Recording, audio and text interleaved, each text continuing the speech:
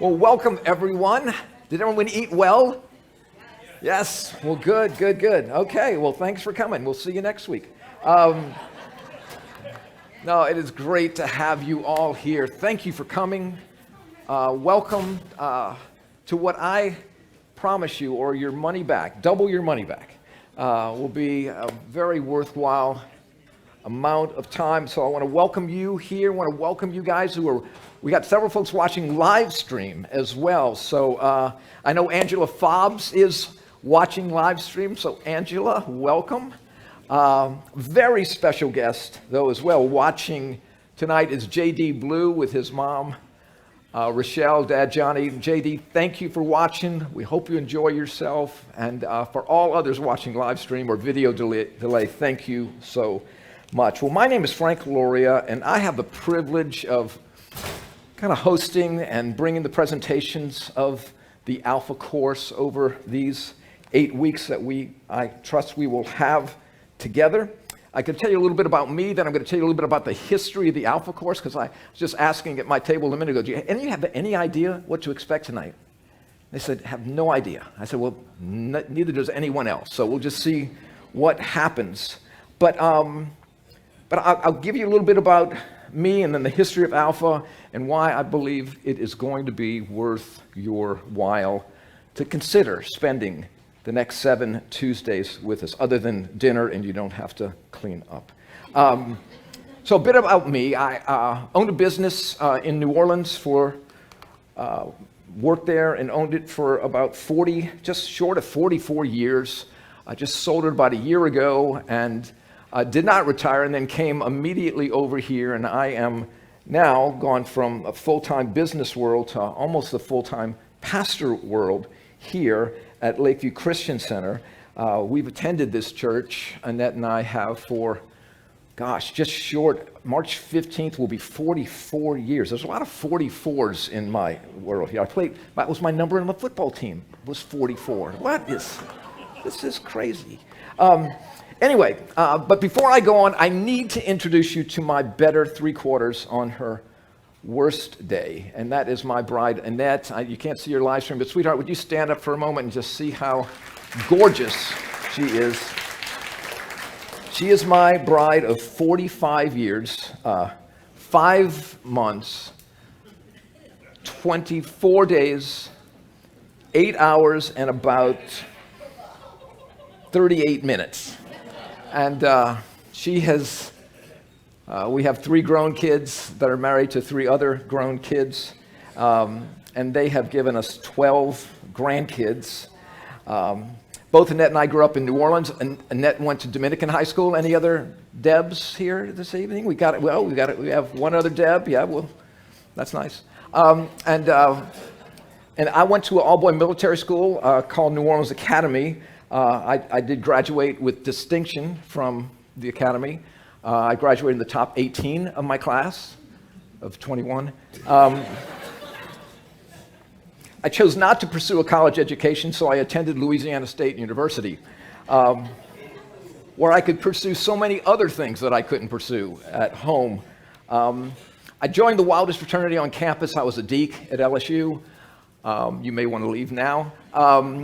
But that's really at the first football party. That's where I first met Annette.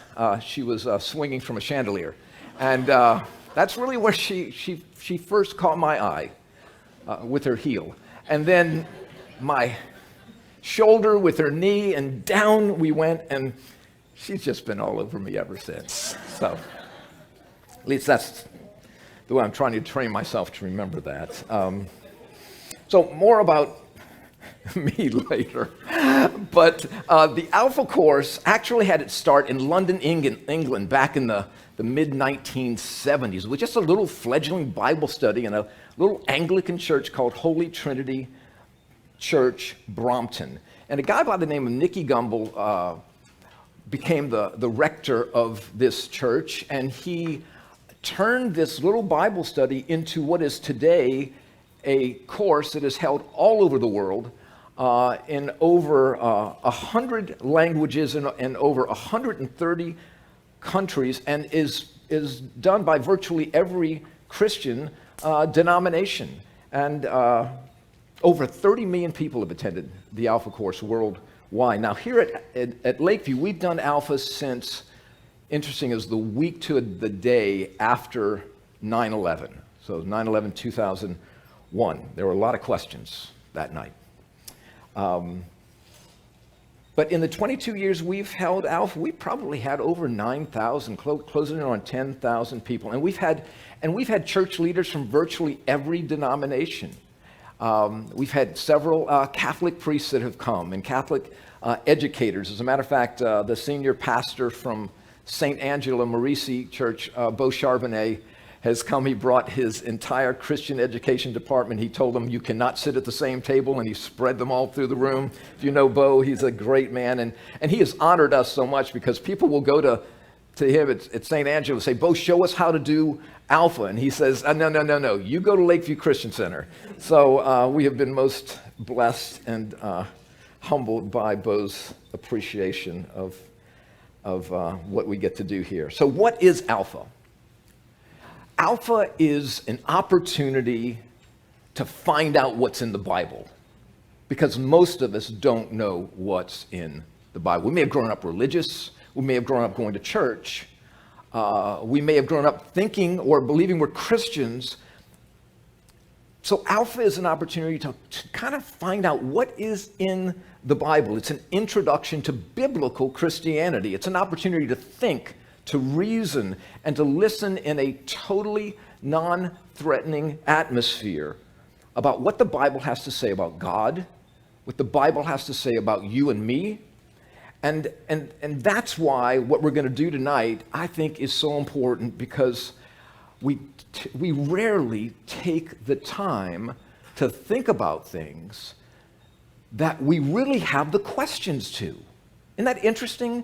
We have questions, but we keep putting the most important questions to the side because life is so immediate. Life is so urgent. This has got to get done. This has got to happen. But let me tell you also what Alpha is not. Alpha is not an opportunity that we're taking here at Lakeview Christian Center to try to get you to change your church or your denomination. This is not a church membership drive. This is about 8 weeks at the Alpha course. And if we never see you again, that's up to you. So I don't expect you to believe that, because you don't know me from Adam's house cat. But it's the truth. And so many people have come to Alpha, and we have this many people show up at Alpha, and this is actually a little smaller crowd at Alpha, because it's our desire at Lakeview Christian Center to introduce folks to what the Bible has to say. So obviously we believe it's true. But we're not insisting that you believe it's true. Nobody's going to force anything down your throat. You can come here and talk if you want and say what you think and not have to worry about anything except the tasers that each table facilitator is wearing. So if you do get out of line. So our hope is that in our 100-mile-an-hour lives, would you just maybe just hit the pause button and take a few hours to think about not just what you believe, but why do you believe what you believe? And what you don't believe. Well, why do you not believe what you do not believe? It was Socrates who said this. He said, the unexamined life is not worth living. Now, what most of us are looking for in life, we'd say we're looking for happiness, meaning, purpose, fulfillment. Well, my question is, what is your definition of happiness? What if your definition of happiness is being a 260-pound fullback for the New Orleans Saints, and you blow your knee out, and that to you was life, and you'll never play another down of football? What if it's a surgeon, and you have a horrible accident, and your hands are left crippled, and you'll never do another surgery? What if it's a life of someone you love dearly, and suddenly, unexpectedly, that person is no longer here, and they gave you meaning in life? Is life over then? And so Alpha is going to give us an opportunity to think about these things deeply. But as I said, for that to happen, it's going to take an investment of time. We're going to have to tap the brakes. Maybe we're going to have to slam the brakes. Maybe we're going to have to get somebody to boot the car so we stay around long enough to really give thought-filled reasoning to why we believe what we believe, not just what we believe. A guy by the name of Os Guinness, author and teacher, wrote this. Follow this with me. He says, most of us feel immortal in our teens and 20s, then move through life so fast in our 30s and 40s that we lose sight of the journey and think only of our careers. Even in our 50s, we barely hear the roar of the rapids several bends down the river. Have you awakened to the journey of life? Or are you among those drifting down the years? Are you among those caught up on the project of themselves that they choose not to hear the flow of time? Are you living an examined life? It sounds like he and Socrates may have gotten together. Or are you living in the hand-me-down ideas of others? Good question about to come up here. Are you open to the full interrogation of life? Or are you closed to the search because you believe what you've always believed without question? Now you think of people that, have made it to the upper level of life, people that have considered the tops of their profession. I mean, certainly they wouldn't have any questions about meaning and purpose, right? Well, apparently they do. I don't know if you know who this is. Anybody know who this is? Okay, Freddie Mercury, right? Founder of, lead singer, piano player for Queen. Freddie Mercury died at 45 years of age from complications from AIDS. Incredible musician, songwriter. This is what is written that he said. He said, you can have everything in the world and still be the loneliest man. And that's the most bitter type of loneliness. Success has brought me world idolization and millions of pounds. But it's prevented me from having the one thing we all need, a loving, ongoing relationship. You want to say, can you imagine how terrible it is when you've got everything and you're still desperately lonely? That is awesome and awful, rather, beyond words. Maybe we recognize this guy, Matthew Perry. Matt Perry died October 28th of this last year, found by his assistant in his hot tub. He was one of the 6 stars of Friends, one of the most successful sitcoms ever. Matthew Perry struggled with alcohol abuse and drugs. This is what he said in his book, Friends, Lovers, and the Big Terrible Thing. He said, nobody wanted to be famous more than me. I was 25. It was the second year of Friends, and 8 months into it, I realized the American dream is not making me happy, not filling the holes in my life.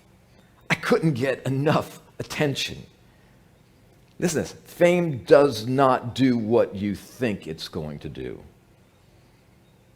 It was all a trick. By whom? It's an interesting thing. Who are you blaming, Matthew, for this trick? This video I'm about to show you is from Tom Brady. It's from 2005. It's an interview with Steve Croft of 60 Minutes. At this time, Tom Brady had only won 3 Super Bowl rings. But if I was a betting man, I would bet you that Tom Brady would say the same thing in 2020, whenever he won that last Super Bowl with Tampa Bay, that you'll see him say just now. Why do I have 3 Super Bowl rings and still think there's something greater out there for me? I mean, maybe a lot of people would say, hey man, this is what it is. I reached my goal, my dream, my life is me. I think, God, it's got to be more than this. I mean, this isn't this can't be what it's all cracked up to be. I mean, I've done it. I'm 27. And what else is there for me? What's the answer? I wish I knew. I wish I knew. I mean, I think that's part of me trying to go out and experience other things. But I love playing football and I love being the quarterback for this team. But at the same time, I think there's a lot of other parts about me that I'm trying to find. Yeah. A lot of parts about me I'm trying to find. And so we added 4 more. So he had 8 rings. One of them was a wedding ring. And unfortunately, he doesn't have that one anymore. Some of you guys know Ted Turner, founder of CNN, TBN, worth $2.6 billion. During an interview with Barbara Walters, she asked Ted Turner this question. Ted, what do you mean by success? What to you is successful? And he said this, I think it's kind of an empty bag, tell you the truth. You have to get there to really know that. Not many of us are going to get there. Money doesn't buy happiness, and neither does honors or position and awards or trophies. Now here's a man, one of the most wealthy, successful men on the planet. And he says, it's kind of an empty bag. So, excuse me, Ted, can I just hold your empty bag for maybe just a year and get the interest off your empty bag? But you have to get there to really know that. I'm not so sure about that because most of us won't get there and we're still struggling at our level for is there more to life than this than Mr. Turner at his level now at age 85. Donald Kalish was the chairman of the philosophy department at UCLA from 1964 to 1970. He was interviewed by Time magazine, and he was being asked about meaning and purpose in life and philosophy and worldview. And this is what Dr. Kalish says. I'd love to have been one of his students. He says, there is no system of philosophy to spin out. There are no ethical truths. There are just clarifications of particular ethical problems. Take advantage of these clarifications and work out your own existence. You are mistaken to think that anyone ever had the answers. There are no answers. Be brave and face up to it. Well, with all due respect to the late Dr. Kalish, he contradicts himself when he says there are no answers. To say there are no answers is in fact an answer to the question, are there any answers? Think about that. The professor also said that life has no purpose, but he made it his purpose to tell people that life has no purpose. Should we believe Dr. Kalish's worldview, his philosophy, his conclusions? Why? What makes Dr. Kalish the authority? What evidence does Dr. Kalish have that I should support his position?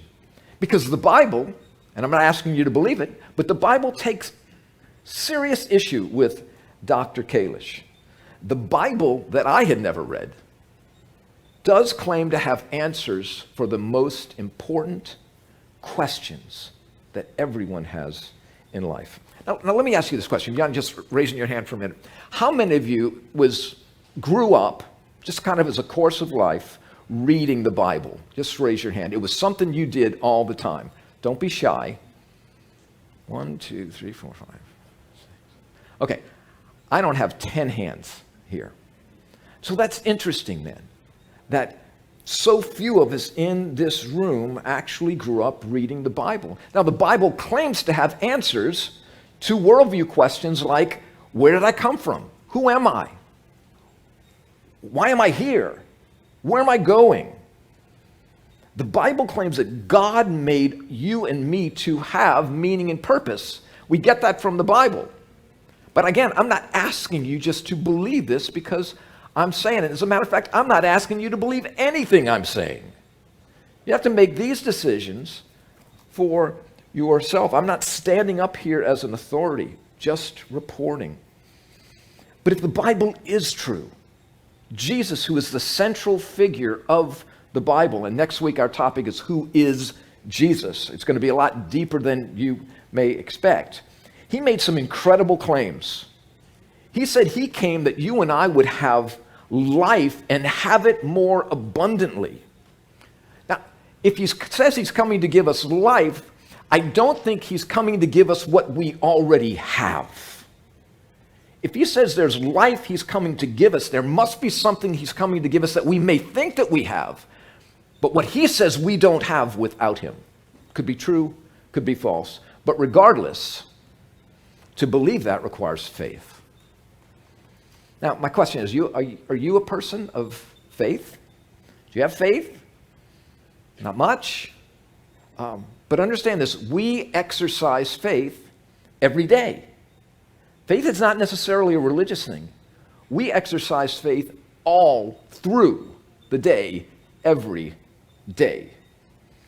You ever watch a weatherman hoping to find out the weather report?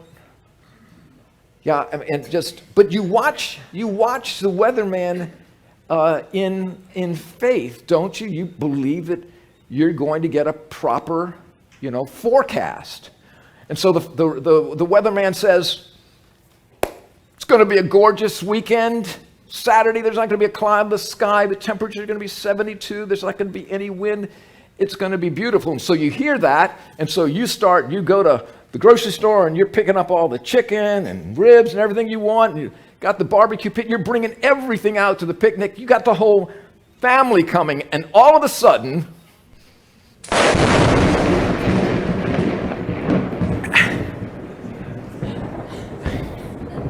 and this happens. Now, this guy's still on his cell phone. He may not know that it's...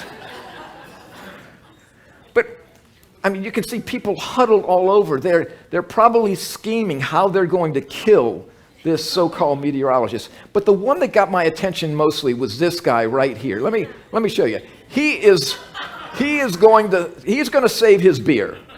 You need two hands to open that umbrella, and so it's like if we could read his thoughts, if we could read his thoughts, like heck with the rain, I got to save my beer, and so tremendous skills and acumen right there.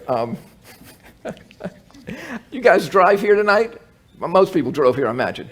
You drove here in faith, didn't you? I went out to the parking lot. I saw some of your cars. Some of you drove here in much more faith than others. But when you drive, do you know you're going to get here? Do you know that when you hit the brakes are going to stop? Do you know when the light turns green for you and it's red for the other person that they're actually going to stop?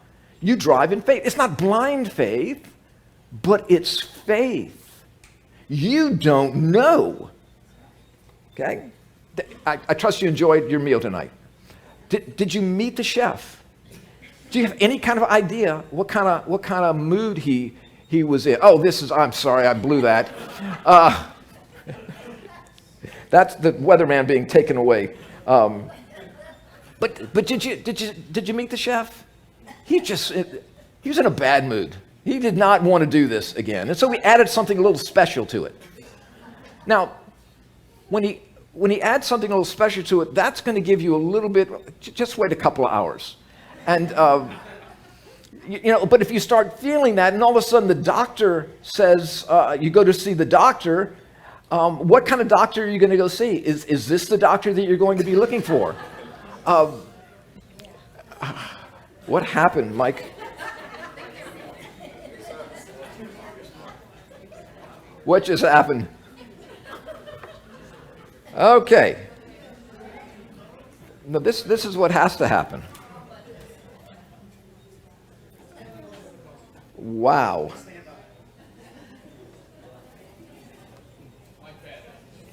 There we go.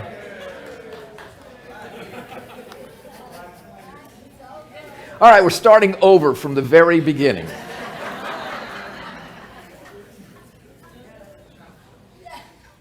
So how many of you like flying? You just love to fly. Strange people. Okay, you talk about faith, right? You talk about faith. What about this flight? Yeah, flight 1549, U.S. Air Flight 1549, January 15th, 2009. Water temperature, 35 degrees. Air temperature, 18 degrees. Okay, I mean, this gives new meaning to flying on a wing and a prayer, doesn't it? And U.S. Airways did not charge any extra for this additional little drop in the Hudson here. But we found out what the reason for this fight. The issue was illegal aliens. Did you know this? It was another border issue. It was an immigration problem. A gaggle of undocumented, illegal Canadian geese flew right through the jet, and I thought that was going to get a better laugh than that. But we all have faith. We all have faith. If you go stand before a judge, if anybody been on a jury, okay, and the judge said he charges you to make a decision beyond a reasonable doubt.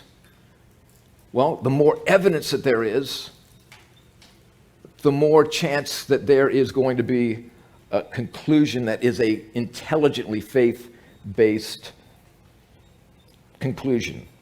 Now, let me ask you one other question I want to ask you right now. How many of you believe there's something on the other side of your last heartbeat and you believe it's going to be good? Just raise your hand if you do. Okay. Just hold it up for again. Just let me just say, I'm not counting here, so don't worry, I'm not putting you on the hook. Okay. All right. Now, let me ask. I've asked my two grandsons to come help me very quickly because I can see I'm running a little bit behind time. Nathan, Micah, what are you gonna do this? Okay. Grab. Come over. I'll go all the way over there. Micah, hold it tight. Okay, now Nathan is holding up this ruler which represents physical life. Now every one of us, so here's the beginning of life, here's the end of life. Now none of us knows where we are on this continuum of life, do we? We don't know if we're right here. Can you see that? Don't let them not see there. We don't know where we are. We don't know how many beats of the heart we have left, do we? We don't. Now, you just said that you believe there's something on the other side of your last heartbeat that's going to last forever, and you believe it's going to be good. So here's physical life. King Solomon says it's just a vapor. King David says it's just the breadth of a hand. I mean, I got to 67 years in what felt like 67 minutes. So here's the question that I have. We spend so much time trying to figure out where we're going to go to school, what we're going to study, what kind of car we're going to buy, what neighborhood we're going to live in. We spend longer figuring out where we're going to vacation than the time we're actually going to vacation. We spend all this time on things that they're just a moment in time. But here's the question. This is going to last such a little bit of time, but this, you just said, you believe there's something on the other side of your last heartbeat that's going to last forever, and it's going to be good. My question is this: why do you believe that? What's your evidence? How can you encourage me to believe what you believe about that and why you believe that? So we spend so much time in this very little continuum of physical life trying to make sure we can get it as right as we possibly can. But when it comes to the other side of our last heartbeat, most of us, we may believe there's a God, and we just hope we die on a good day. We just hope that we've been good enough. But is good enough good enough? Is your good enough for God or this higher power if he is one? And so what I'm hoping that we'll do during this Alpha is, again, realize, we need to make some decisions here. But there's something on the other side of our last heartbeat, if you're right, that's going to last forever. The question is, what gets me where I want to be? And who makes that decision? Is it me? Am I God? Do I make the decision? Or does God make that decision? And what is that decision? And how do I know that? Can I know that? hang on there for a minute. It's C.S. Lewis. C.S. Lewis was a devout atheist who became a follower of Christ. You guys are probably familiar with the Chronicles of Narnia. You're probably familiar with some of Lewis's writings. He was a professor of ancient English literature at both Cambridge and Oxford, and he said this, he says, "If I find in myself a desire which no experience in this world can satisfy, the most probable explanation is that I was not made for this world." So what I'm hearing you say is you do believe there's more than, we'll just call the physical line the dash, and this the line. Lewis said somewhere else that if you aim for heaven, if you aim for the line, you get the earth thrown in. If you aim for earth, Lewis said, you get neither. You lose both. Now, maybe he's right, maybe he's wrong, but his position from ardent atheist to passionate follower of Jesus Christ, one of the most intelligent men that lived. So let's thank my grandsons who just did such a great job. Thank you, guys. Thank you, Micah. Ray Pritchard, author and speaker, said this. He says, we're made to know God. We're incurably religious by nature. That's why every human society, no matter how primitive, has some concept of a higher power, some vision of reality that goes beyond the natural. That is so true. You could travel into the darkest areas, the backwoods of Africa or anywhere, and there is a concept of something greater than we. Why is that? Why is that? He says every human society has some concept of a higher power. Augustine, who was the 300 AD's version of Hugh Hefner, if you know anything about Augustine, Augustine was quite the philanderer. He was quite the ladies' man. But he had an encounter with Jesus Christ. And in one of his prayers, he says, you made us for yourself, and our hearts are restless until they find their rest in you. Restless. I think if ever a word defined humans today, it could be that word, restless. Some would be hopeless. Lots of words have become more compounded in their effect of us. Seems particularly since COVID. We seem to have trouble finding our way. And that's the Bible's declaration of the necessity of the incarnation of the Son of God, and if you will, heaven's rescue mission into the earth to win back the inhabitants of earth to God, to win us back to him. Now, maybe you've seen Christianity, your life as boring or untrue or irrelevant. I don't know. But our hope is that just through these times that we have together, you'll see that it's just the opposite, anything but that.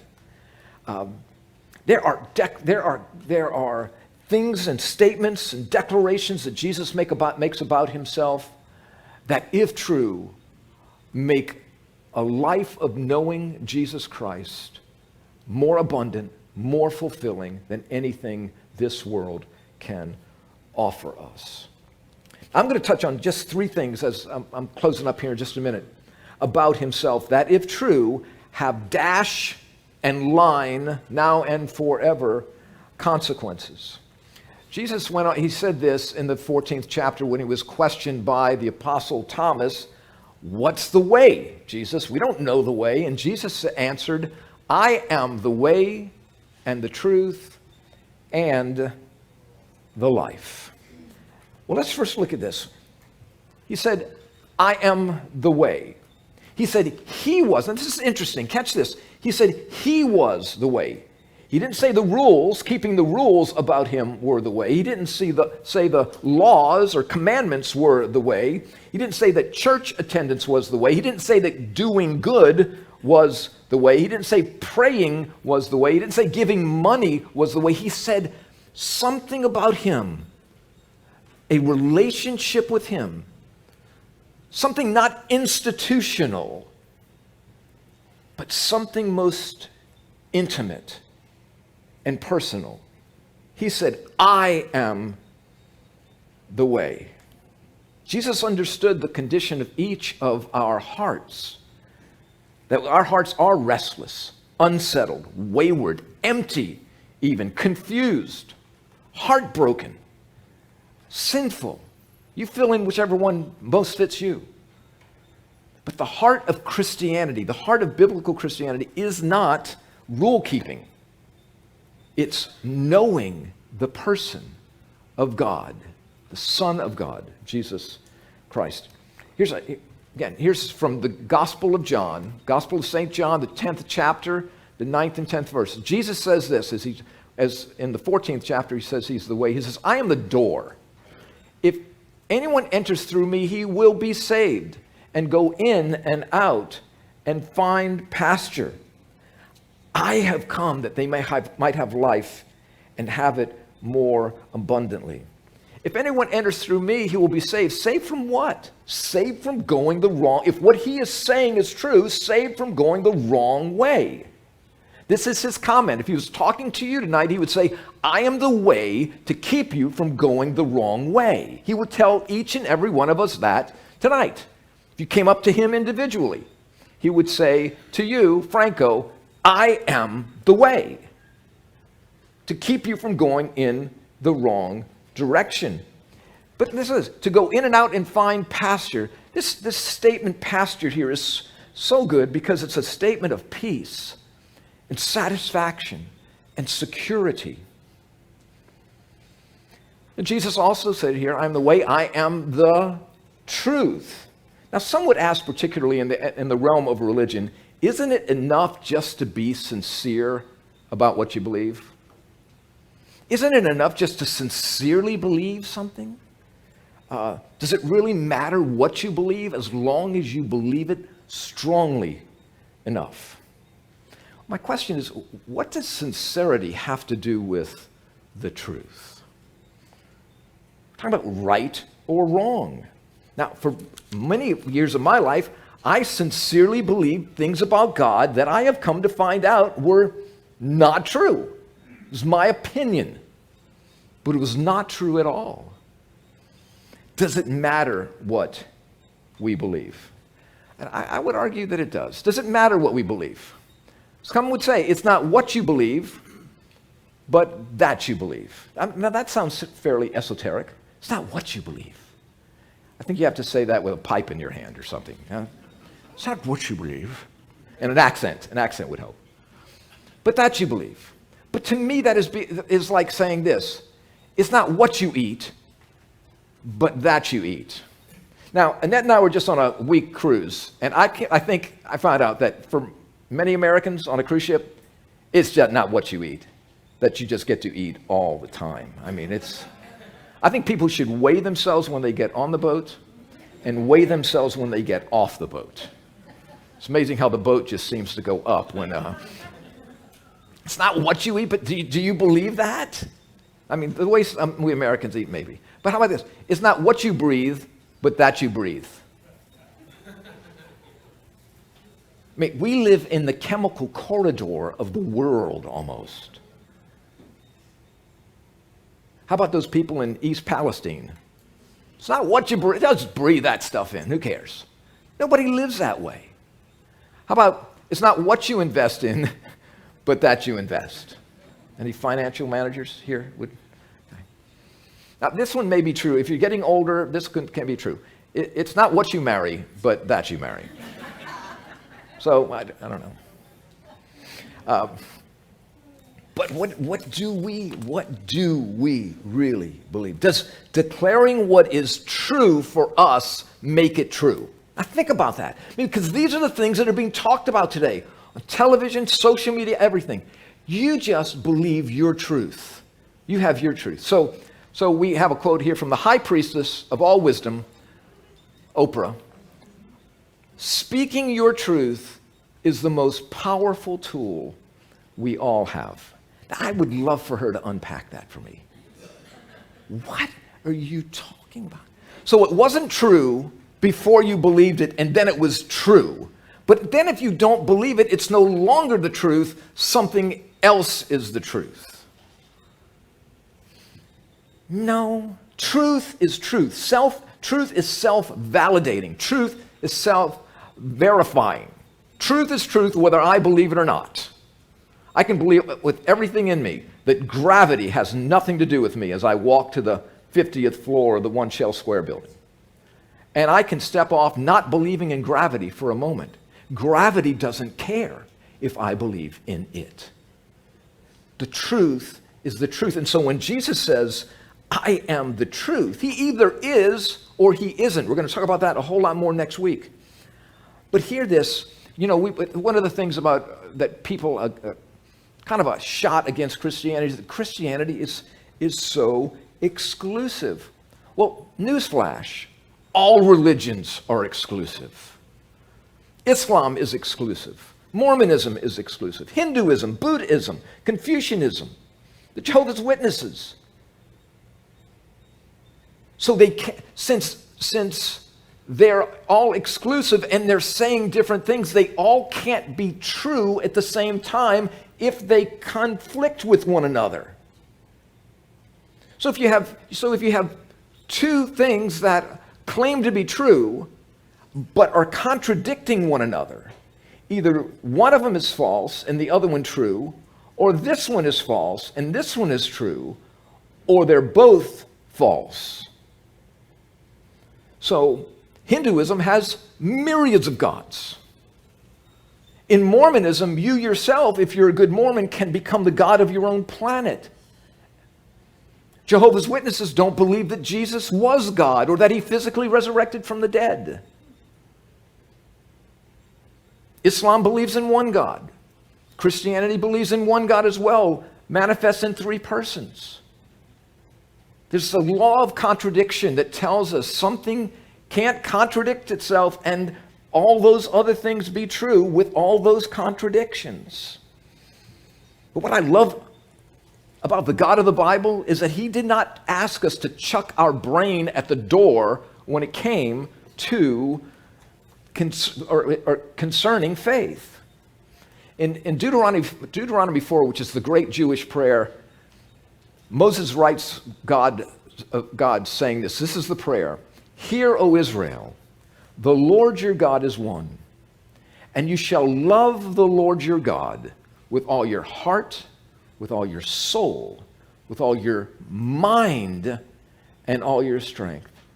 So God in that, if that is truly God writing that, having Moses write that, the statement is God expects you and me to use the mind that he gave us to consider him, to think about him, to humbly. If he is God, he is God. And if I'm a human, I'm a human.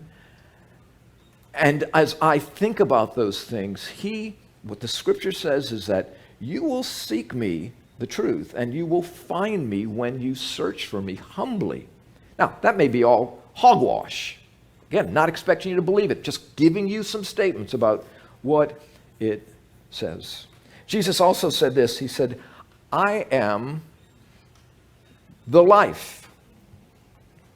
Now, the Bible teaches, and I'm not asking again for you to believe this, that we were made in the image of God. Genesis 1:26 says that God made us in his image. No other character, no other creation did God make that was in his image, but man. But man marred our relationship with God when we rebelled from him, when Adam and Eve rebelled in the garden and said they will do what they want. God said you can eat of any of the trees of the garden except one, the tree of the knowledge of good and evil. And the first humans rebelled and declared their independence from God. And what happened? God said, the day you eat of the tree of the knowledge of good and evil, you shall surely die. Now, death in the Bible doesn't mean annihilation, it means separation. And what happened? They immediately died in their relationship to God. They died in their spiritual relationship with God. Then they began to die in terms of their relationship with one another. The blame fest began, if you're familiar with Genesis 3. And then they died ultimately to themselves, to their bodies. And we inherit that independent nature. And we prove that. It's proven every day. Whether you're 2 or 22 or 92, we want what we want when we want it, and the heck with you. I mean, imagine if a 2-year-old could do 22-year-old damage. Could you imagine how horrible that is? Thankfully, 2-year-olds can only do so much damage. And by 22, maybe we've got a few more filters, or we know. But we do, and we prove it all the time, that we want what we want when we want it. We want to be independent. We want to call the shots. We want to have our own way. It was William Ernest Henley, a famous UK poet, who wrote a poem called Invictus. And this is the last stanza of the poem. He wrote, "It matters not how straight the gate, how fraught with punishment the scroll. I am the master of my fate. I am the captain of my soul." Tremendous faith statement here by Mr. Henley. It matters not how straight the gate. What's he alluding to here? Matthew chapter 7. Jesus says the way is narrow and hard that leads to life, and few are they that find it. How fraught with punishment the scroll. You know what he's talking about here? The commandments. And then he makes an incredible faith decision which he could not back up. And he's certainly not, I don't think, backing it up today. I am the master of my fate. I determine what happens to me. I am the captain of my soul. I determine how I feel and what I do. Now, maybe you and I wouldn't be that leaning forward. But in any way, whether it was our progenitors, Adam and Eve, or Henley, or me, or any of you, we want what we want when we want it. But Jesus said, I am the way, the truth, and the life. So he comes into the midst of our self-reliance, and this is what he says. We're heading in the wrong direction. I am the way. We're believing a lie. I am the truth. And when it comes to your relationship with me, spiritually, you're dead. But I am the life. Now, Jesus makes some incredible claims. The question is, are they true? Are they believable? Is there any evidence to support what he says? Well, that's what we're going to be finding out. We see here in John's gospel that Jesus, written of Jesus, said, God so loved the world that he gave his only son, that whoever believes in him should not perish, but have eternal life. There's that word life again. So apparently, if what the gospel says is true, Jesus is coming to give you and me something we cannot have without him. Now, that's either true or false, right? It's either true or false. We'll talk, as I said, more about that next week. But that God so loved... Now, let's just pull this word right here out and put your name. God so loved Josie that he gave Josie his only son, that if Josie would believe in him, she would not eternally perish, but she would have eternal life. See? For God so loved Angel that he gave his only son, that if Angel believed in him, she wouldn't perish, but have eternal life. For God so loved Ian that he gave Ian his only son. Again, I know this is nice when we hear it corporately here, but what about when God points this scripture right into your chest, into your heart, and says, I loved you so much that I gave you my son. Do you have a clue as to what that means? Now, if this is true, there is nothing more important than you and I need to consider. If not, but how do you know? Can we know? Shia LaBeouf, some of you guys heard of Shia LaBeouf. He's an interesting dude. Let's just put it that way. He says, I don't handle fame well. Most actors on most days don't think they're worthy. I'm not so sure about that. He said, I have no idea where this insecurity comes from, but it's a God-sized hole. If I knew, I'd fill it, and I'd be on my way. It's a God-sized hole. I want probably 38-year-old Shia LaBeouf now to meet 400-year-old Blaise Pascal. Blaise Pascal, mathematician, philosopher. This is what Pascal said. He says, there is a God-shaped vacuum. Sounds like Shia. In the heart of every person. And it can never be filled by any created thing. It can only be filled by God, made known through Jesus Christ. That's either true or false. It can never be filled. Remember the Lewis quote? You aim at heaven, you get earth thrown in. You aim at earth, you get neither. And every one of us know that have lived long enough, that nothing to date has fully satisfied you. Nothing to date has made you think, I don't have to do another thing. I am completely fulfilled in myself. Now, okay, I'm about done. So, the question is, what are we thinking about? What are we thinking about? All the stuff we accumulate in the dash is just going to be left to those who are behind us. We're not going to take anything in our storage units, our houses, our 401ks, our bank accounts, nothing. But here's a question. What if that unfulfilling stuff is for the purpose of us finding out that is unfulfilling stuff, so that we will think and slow down and hit the brakes to find out what this real life is that Jesus Christ says he came to give us, that nothing in this world could give us. So I just want you to spend a little time with us over the next 7 weeks. Would you do that? Okay, now if you live 70 years, this is, I don't know where they come up with these numbers, but you'll sleep 20 years in 3 months. Isn't that crazy?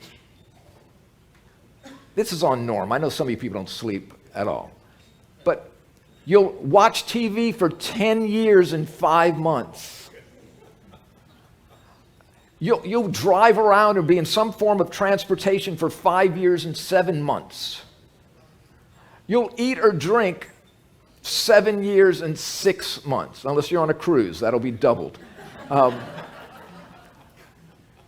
You'll live at age 70, if you live to the average age, about 87,658 more hours. Okay, you see all the time that we spend here? All I'm asking you is for 24 of those hours. About 8 weeks. 8 weeks of Alpha is about 24 hours. If you're young, you've got plenty of hours left. If you're old, you still got more left. And so Alpha is an invitation to slow down, enjoy a good meal, enjoy some nice folks, and find out that if there is really more to life than this. Now, one thing I want you to do. Now, in a moment, we're gonna take a quick break, get some coffee, tea, whatever you want. We're gonna come back to our tables. We're gonna talk for as long as you can stand it. We typically go till about 8:40. It's gonna get loud in here, so try to keep, one person at a table talking at a time. Now, look, if you don't want to talk, you don't have to. You don't have to. So don't feel any pressure to talk. But I was reading this Yahoo News article that says this: happy people talk, and with more substance. So if you talk more, if you don't talk at all, we're just going to assume you're miserable and really depressed. So anyway, we thank you guys for coming. Hope you'll come back next week. I want to encourage you, if you'd like to bring somebody back with you, please do. We got room, but we truly appreciate you coming. Let's take a quick break and get back to our tables.